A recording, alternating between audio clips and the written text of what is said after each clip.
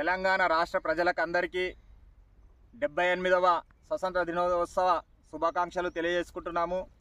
ఈ యొక్క కార్యక్రమాన్ని స్వతంత్ర సమరయోధుడు కోవూరు మౌలయ్య గౌడ్ మెమోరియల్ ట్రస్ట్ ఆధ్వర్యంలో నిర్వహించడం జరిగింది। మరి అలనాడు ప్రాణత్యాగాన్ని లెక్క చేయకుండా 11 నెలల జైలు శిక్ష అనుభవించిన స్వతంత్ర సమరయోధులలో శ్రీ కోవూరు మౌలయ్య గౌడ్ గారు ఒకరు।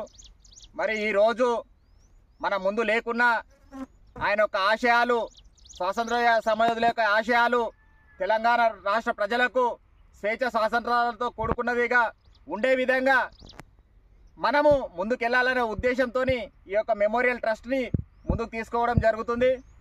మరి ఈరోజు స్వతంత్ర దినోత్సవాన్ని పురస్కరించుకొని ఇక్కడికి గొప్ప గొప్ప వ్యక్తులు, మహారాజులు, దేశ సంరక్షణ కోరేవాళ్ళు, నాయకులు, ఉద్యమ నాయకులు, సంఘాల నాయకులు, డాక్టర్లు అందరు రావడం జరిగింది। ఎందుకు? స్వాతంత్రం లేకపోతే మనం ఏం సాధించలేదని చెప్పేసి స్వాతంత్రాన్ని కాపాడుకోవాలనే ఉద్దేశంతో ఇక్కడికి వచ్చారు। మరి ఈరోజు చూస్తే బంగ్లాదేశ్లో ఎలాంటి పరిస్థితి ఉంది? స్వాతంత్రం పొడగొట్టుకొని వచ్చిన స్వాతంత్రాన్ని పొడగొట్టుకొని మరి పొడగొట్టుకున్నట్టే అక్కడ పరిస్థితి ఘోరంగా ఉంది। మళ్ళీ అలాంటి పరిస్థితులు రావద్దంటే స్వాతంత్ర సమరయోధుల యొక్క ఆశయాలను మనం ఎప్పుడూ స్మరించుకుంటూ ముందుకు వెళ్తేనే సంపూర్ణమైన స్వాతంత్రం చిరస్థాయి వరకు ఉంటుంది। తెలంగాణ రాష్ట్రాన్ని మనం ప్రపంచ దేశాలకు ఆదర్శ రాష్ట్రంగా కూడా మనం ఉంచుతాం। మరి ఈ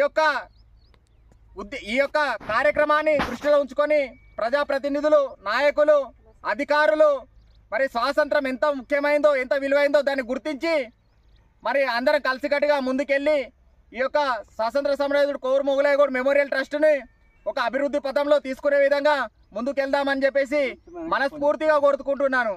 జై బోలో స్వతంత్ర భారత్ మాతాకి, జై బోలో స్వతంత్ర భారత్ మాతాకి।